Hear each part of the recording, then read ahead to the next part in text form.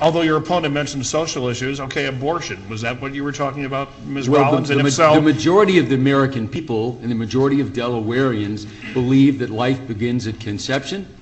Our founding document, the Declaration of Independence, says that the right to life is inalienable, that it comes from our Creator, and we are endowed with it as an unalienable right.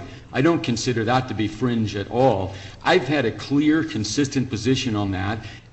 Ms. Rollins has been for pro-life, for pro-choice, and back and forth. And I think what the voters want is a very clear, consistent, conservative position. I have always supported the right to life.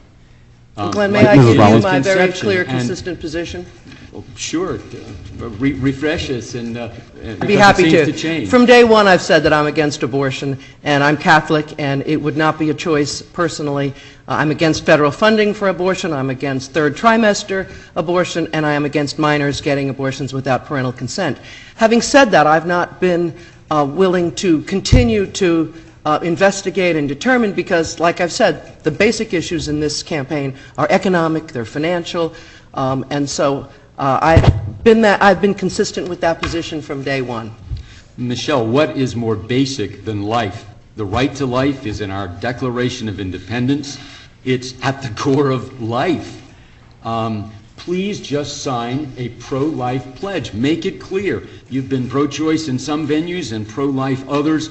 The American voters, the people of Delaware, want a clear, consistent response. That's what people are fed up with, is politicians that waffle. Just sign a pro-life pledge. Glenn, and we'll I have know not that it's waffled. Clear. I have not waffled. From so day you're one, 100% pro-life. You from oppose day one, as a conservative, I have said that I am against abortion. I have not waffled on that. But I've also said I am consistently conservative in wanting the government out of my face, out of my business, out of my pocket.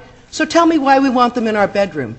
And are you saying that the American woman does not have the conscience and the morals and the religion to make a decision that will determine what she does in that situation? And I think she does. So I'm not for having the government make those decisions for us. I'm for making that decision myself. I'm perfectly capable of it. I have a God, a priest, a doctor, and I can do that. And so can the American women in this country. Abortions aren't done in bedrooms. Abortions are done in medical facilities. And we have our government tell us that we can't go over 65 miles an hour, and they tell us that we can't murder. Abortion is murder. The majority of the American people believe this. I understand, and I'm sensitive to the fact that there are tough issues here. But underneath all of this is principle. Our nation was founded on Judeo-Christian principles, and our founders made it clear if we stray from those principles, we will lose our liberty. We will lose our freedom, and that's what's happening to us today. There's nothing more fundamental than life. If you aren't clear that killing an unborn child is wrong, then you're not clear about a lot. And again, I call on you, sign the pledge that you're pro-life and this issue goes away. Glenn, I am clear and consistent about that. I'm not willing to play God and tell a rape victim or an incest victim that she should or shouldn't have that abortion. I know it wouldn't be my choice. I want to retain the right to have choice. Choice is what America's about. Choice is what conservatism is about. I think women have to make their own mind up in situations that may be intolerable or may be impossible, and I'm just not willing to do that for them. I know what's right. I know what I would do.